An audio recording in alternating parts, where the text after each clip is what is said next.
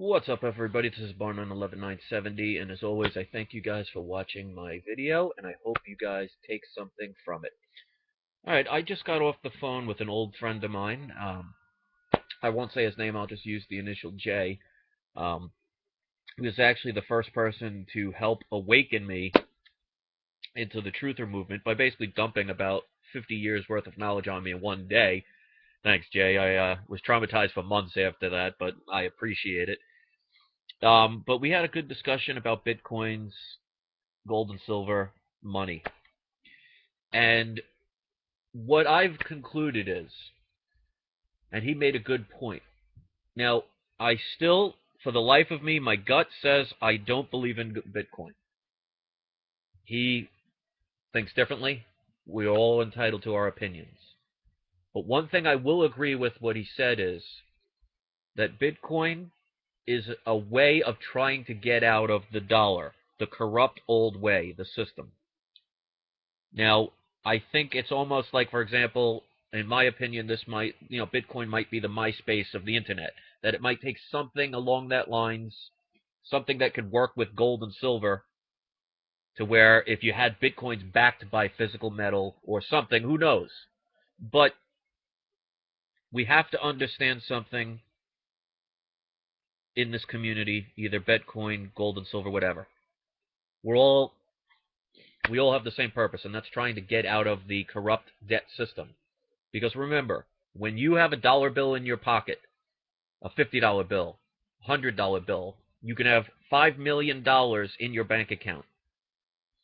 He made a very good point that that money, even though you are putting it in your pocket, it's not really yours. It's a debt note. It's not money. It's a promise. It is just an illusion that has a physical aspect to it, a piece of paper. The serial numbers identify it that it is owned by the government. And when you deposit your money into a bank account, you're basically giving that money back to the government, and they're, as he said, kind enough to give a credit for what you've given them to keep the scheme going. I'm for tangible assets, physical gold and silver, because it's been tested throughout the test of time. But like any new technology, there are going to be people that are going to be afraid. They may question it. It may be wrong. It might be one of those things where they try and create something, like instead of a VCR, when they created beta. Could have been a good idea for the time, but it may not work. So I'm thinking about this from the logistics point of view and an honest interpretation, especially after that conversation. To me, Bitcoins will either succeed or fail based on who is behind it. If it's a corrupt people, it's ultimately going to fail. Because as you saw the other day, the panic sets in, people sell, and then confidence is lost. It's like anything. We don't know who technically owns the Federal Reserve. So these things do matter. If we have people that can create a system where they improve it and there's confidence, it could be here to stay, whether we like it or not.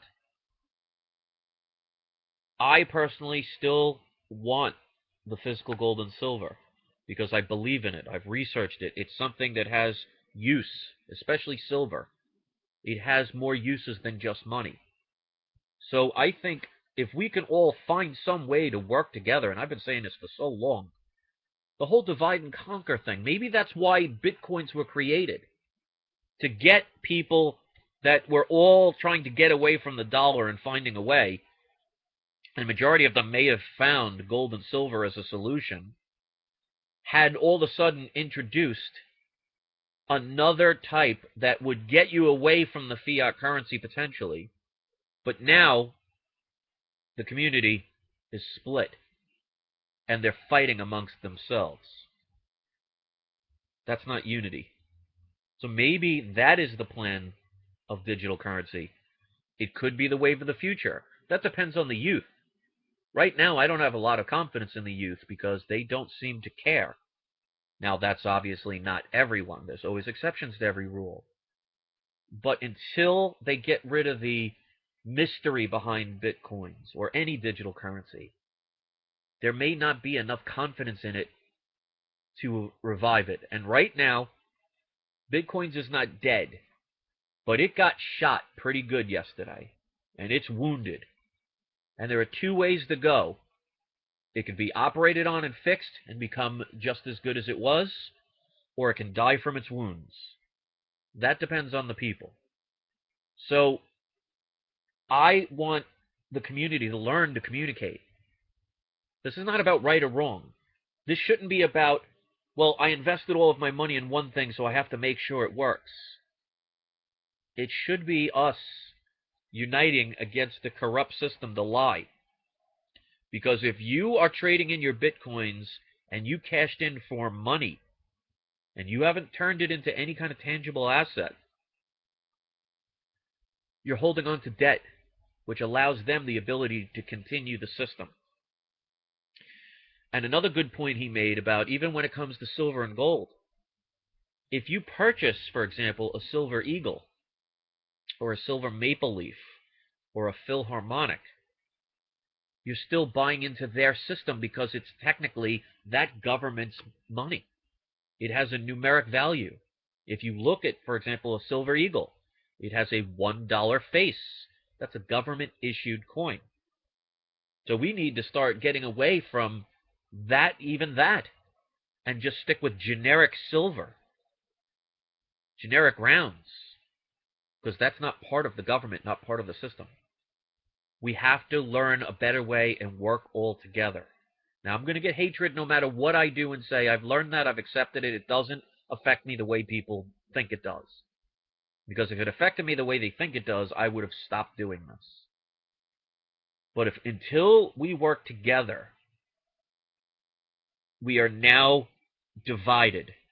And united we stand, divided we fall.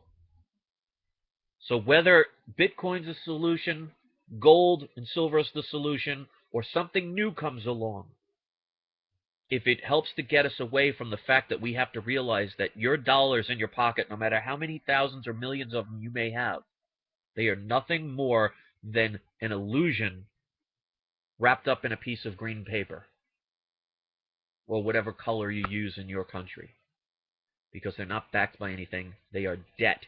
They are promises. It's a Federal Reserve note. It says it on the bill, or whatever it says in whatever country, property of. That's the illusion. That's what creates the Ponzi scheme and continues it. So the idea behind Bitcoins or any of the others like litecoins or whatever is they're trying to separate from that. The problem with them is we don't know who's behind it, who's profiting from it, and these hacks and these people that try and force down the price so they can buy at cheaper levels and get out early are not going to build confidence. So where it goes from here, I don't know, guys, but we got to find a way, and I'm trying my damnedest. We have to work together, otherwise we fall. Thanks for watching, guys. I hope I inspired people or at least made them think. And if I've done that, whether you agree with me or not, then I've done my job. Peace.